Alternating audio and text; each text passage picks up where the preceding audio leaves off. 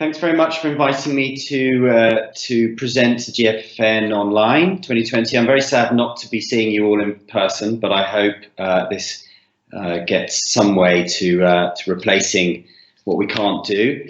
My name is Tim Phillips. I'm from eSig Intelligence, and a quick plug for a new service that we've just launched called Tobacco Intelligence. You can see the logo there on the front screen.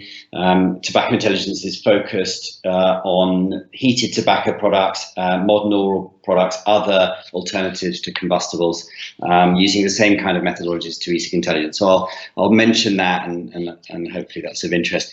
But what I'm talking about today is the impact of the terrible year that the vape sector had last year, the follow-on really from the EVALI crisis that we all know about all too well. What I'm really going to talk about is some of the long-term impacts that we're seeing come through, not just in the US but internationally, and how that will play out over the next few years. Just a quick point, I mean, I am going to talk about COVID-19. It's quite nice to not be talking about COVID-19. It feels like that's all I've been talking about over the last few weeks and months. But obviously COVID-19 has a big aspect to play in all of this. But interestingly, I think that the vape sector has been probably hit much harder by what happened in the US last year than it has by COVID-19, at least certainly to date. So what am I talking about? Well, I'll give a bit of a background to the US vape crisis. I'm sure most of you are fully aware, probably more aware than I am, of what's happened and where we are. I'll talk about a bit of market growth impact. So what impacts is it having, do we see on the vape sector in terms of the commercial side? And then what impact is it having on regulations in general? And clearly we're seeing that come through all over the place, and I'll talk about some examples, but I won't go into too much detail. All right, a quick overview on the crisis last year. In a way, it was a perfect combination, the worst kinds of things all coming together. So there were lung injuries first diagnosed in the middle of last year, and they were related to vaping of some sort. So that really led to quite a big media frenzy in the US and elsewhere. There was an awful lot written about the dangers of vaping as a result of really quite a small number to start with of cases, of hospitalization cases, and not to belittle those cases at all, but I think that the resultant kind of media reporting of that was really huge. What we also saw happening was that the sort of technical issues around EVALI and what was being caused by, why was EVALI being caused, were also mixed up a lot in the press with issues around the availability of flavors, the issues around youth vaping and access to vape products. And of course, the general criticism of the way in which the US has been very slow to implement regulations around the vape category. So those three sort of areas came together. It was a perfect storm, really. It resulted in the president calling a press conference where he said he was going to ban flavors. He's since pulled back from that, but we can see some of the impact of that on a federal level. But in a way, more impactful were the regulations that were brought in state and local levels, where flavors were restricted. We saw a number of very big retail chains halt the sale of vape products in the US. Slowly, as more and more evidence came out of this, there was a realization that the hospitalizations and the deaths caused from vaping products were not caused by nicotine vape products.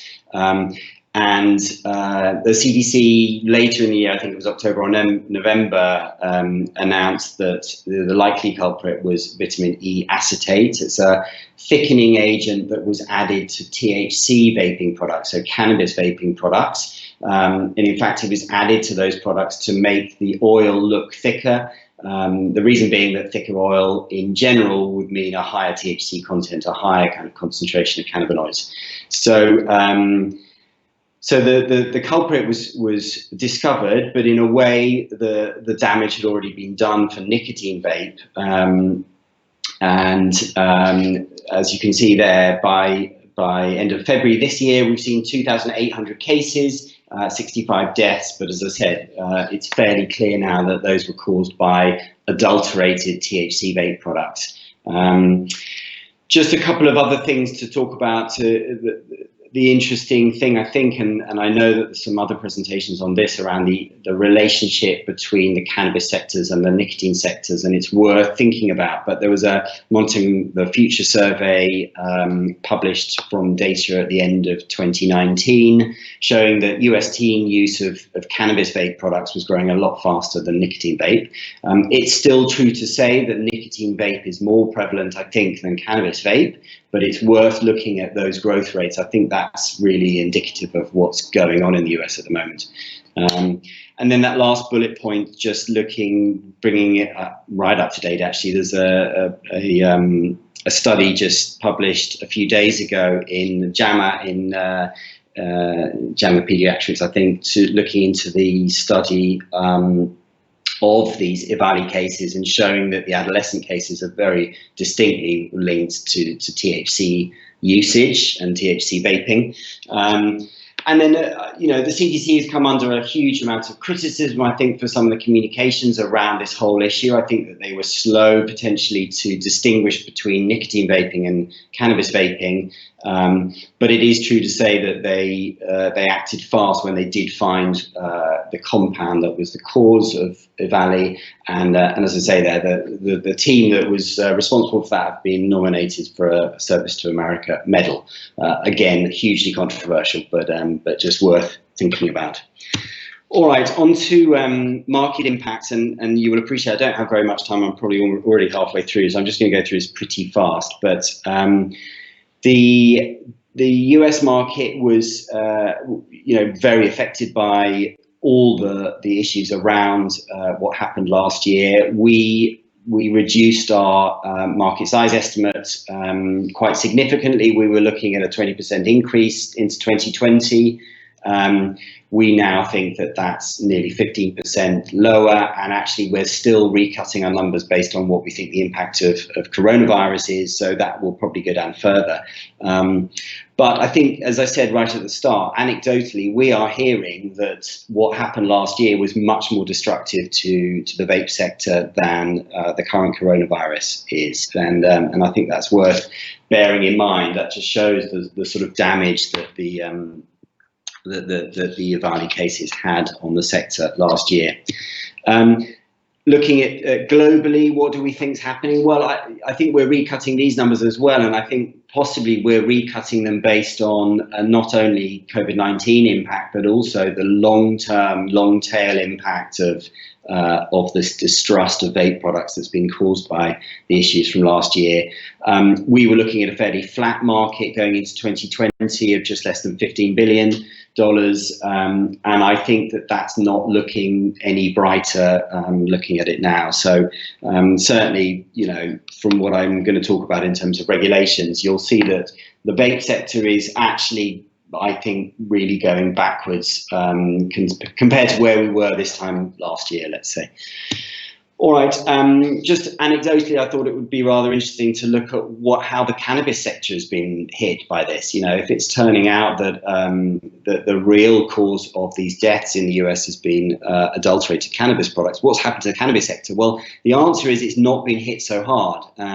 Here are some numbers, not from us, from a company called Headset, which plugs into a lot of the US dispensaries and gets the sales data from them, and you can see that there was a decrease. That black vertical line is when the first cases were reported of EVALI, and you can see that there was a reduction in at least the makeup within cannabis dispensaries of vape products.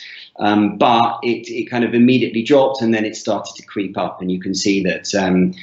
Given that the cannabis sector has been growing in general terms anyway in all those states that we've got there, you can generally kind of assume that that cannabis vape has not been hit nearly so hard as nicotine vape. All right, EVALI impact and regulation. In a way, this is ongoing and is really interesting, much more on the policy debate that is going on globally and at country and state levels. In the US, we've had the obvious results of federal restrictions on flavors. We've got a huge number of state and local restrictions coming through, particularly on flavors, and the policy debate around youth access has really, warmed up since last year, and it's very much, I think, correlated to what was happening with EVALI last year. We're now looking at more than 25% of the whole US population, adult population, are now affected in some way by restricted access to flavoured products, and that's only going up. In fact, the one positive note, I guess, of the results from COVID-19 is that some of those state level and local level bans on flavoured products have been delayed and may well die as a result of regulatory sessions being closed in the US during lockdown. So it could be worse. It's probably going to get worse. I think we're seeing that in many countries, not just the US, we're seeing vapor products being treated at least as badly as tobacco products, if not worse. And I'm afraid that's the general view around the world. So looking a bit wider in terms of regulation, we've got US neighbour countries. So Canada, although there is no federal move as yet to act on what happened in the US in terms of EVALI, we're seeing provincial level restrictions on both flavours and restrictions on other things like nicotine caps and so on. So we're seeing some moves there. I think it's fair to say that quite a lot of that was triggered through the problems across the border last year. And Mexico, again, there's been some restrictions being brought in there, again, slightly delayed because of COVID-19, but I think certainly you can point towards EVALI as being a cause of that. Internationally, many people will know this. On the online ban in China at the end of last year, there was certainly some reference to the vaping deaths in the US to sort of justify that. India as well, the ban again policy-wise was blamed in some cases on EVALI, and then we've got a whole ream of other things coming through. So the Philippines has moved quite unexpectedly towards a sort of US-style pre-market approval process. That's going to really restrict products in the Philippines market going forward. South Korea, I mentioned just because they had their own EVALI case, and they have also reacted by restricting the sector further. Brazil, we've got some restrictions coming through, although again delayed, but certainly a reference often made in the debate to EVALI. And then more worryingly perhaps is much more in our backyard in Denmark, obviously a European Union member. We've got a number of very strict restrictions coming through being proposed. So we've got flavour restrictions, tax and so on. Denmark has generally had a pretty negative view of vaping, but I think some of this can be really followed through from the issues that have happened in the US. Final point on some of this, I think, again, we've got some big pan-national initiatives going through in terms of discussions around how to regulate the vaping sector.